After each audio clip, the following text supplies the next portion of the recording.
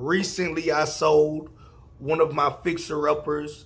After it was all said and done, I walked away with a little over.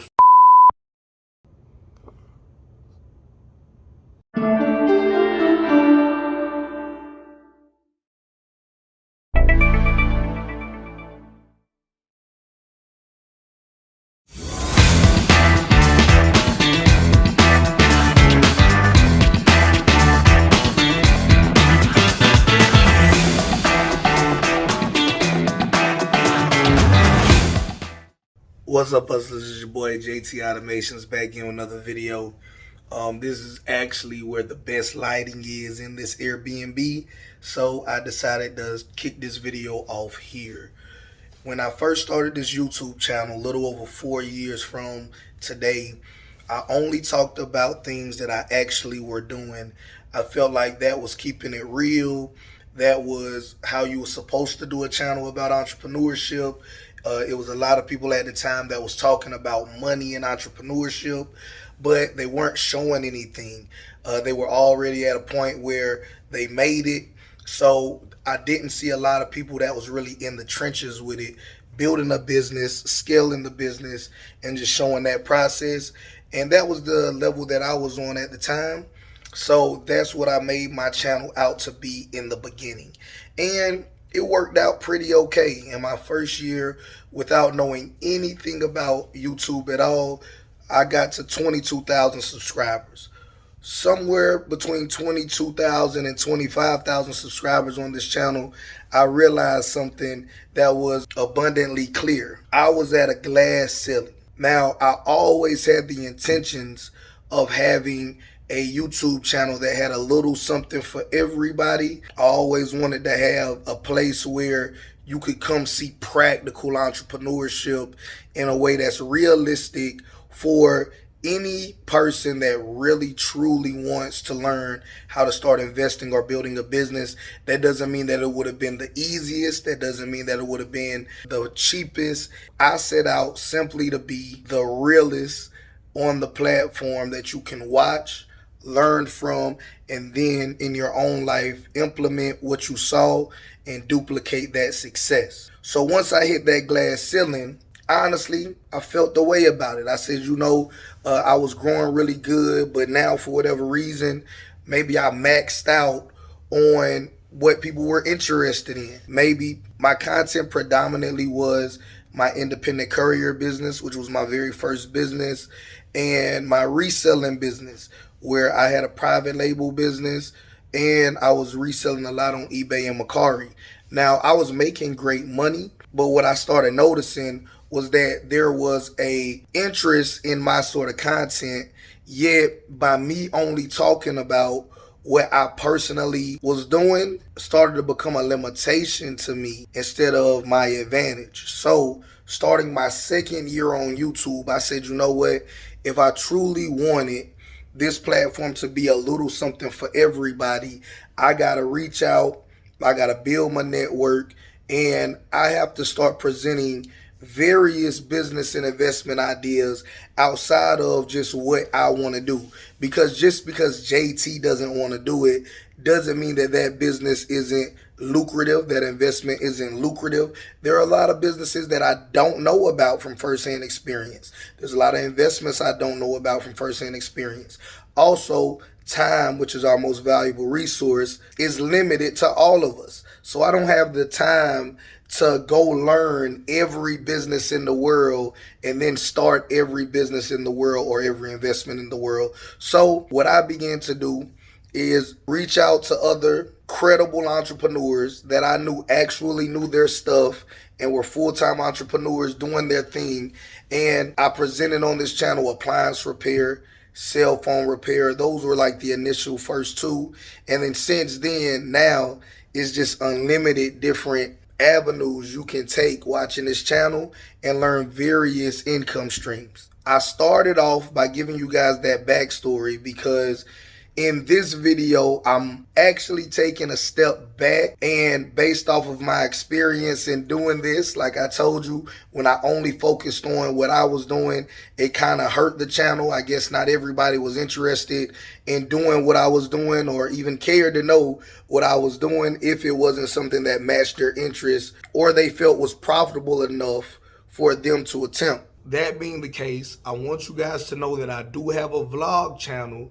I'm going to link it down in the description below. And on my vlog channel is my new platform where I will go back to documenting what JT does personally for those of you, which I know it's not everybody and that's fine, but for those of you that are interested in seeing what does JT do outside of making YouTube videos. So my Turo investment, my Airbnb investment, my fine wine, my crypto, my stocks, my everything else that I personally do, whether it's business, personal life, how I balance those things out. I'm going to document all of that on the Meet the Hustles vlog channel. Recently, I sold one of my fixer-uppers. After it was all said and done, I walked away with a little over $50,000. I got the check right here to prove it. Of course, I can't show you all of the personal information that's on here because it does have my LLC information, the address. On this, I'm going to only be able to show you guys the amount.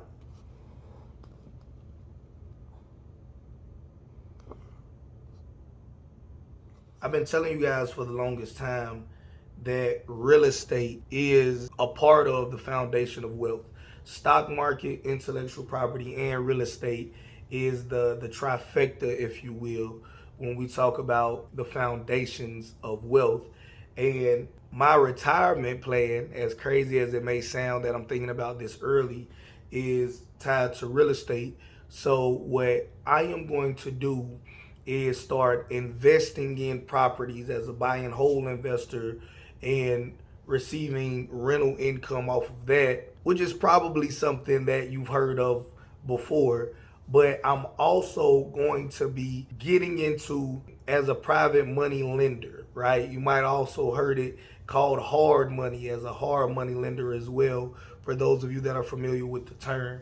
And what I am going to do is, starting with this small amount of money, by the grace of God, I don't need this money for any of my day-to-day expenses, nor do I need it to invest in other things right now. I already have other cash flowing investments that yield me enough cash flow to make all my other investments. So instead of just pocketing this money or just putting this money with other money to invest in, something else, I think I want to keep this money in real estate.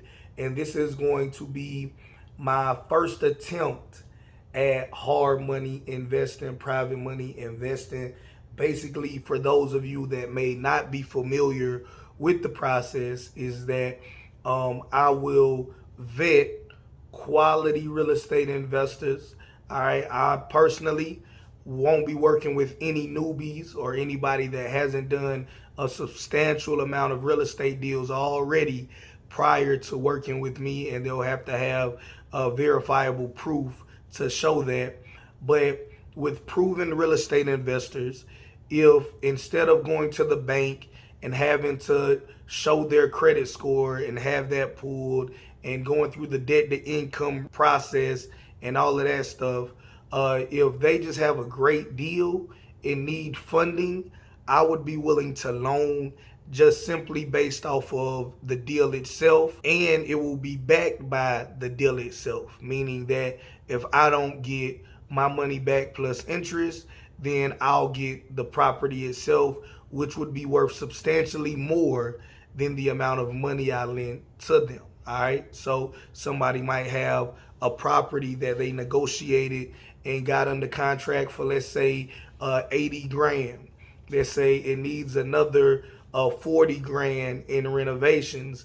All right, all in, they'll be in 120. let's say the ARV is 185 in that area. They were just able to find a motivated seller that just wanted out of it. They had a house problem and that property wasn't an asset to them. Well, if they just needed the money to cover the reno and they're confident enough that they're going to be able to resell this deal for retail price once it's all said and done, that they're willing to put up the property as collateral for the loan. And of course, I'm oversimplifying this for the sake of people understanding there's more nuances in this. But just for simplicity, let's say it was a basic situation like that, then yeah, boom, here's the money, do the reno, flip it at retail price, give me my money back plus interest.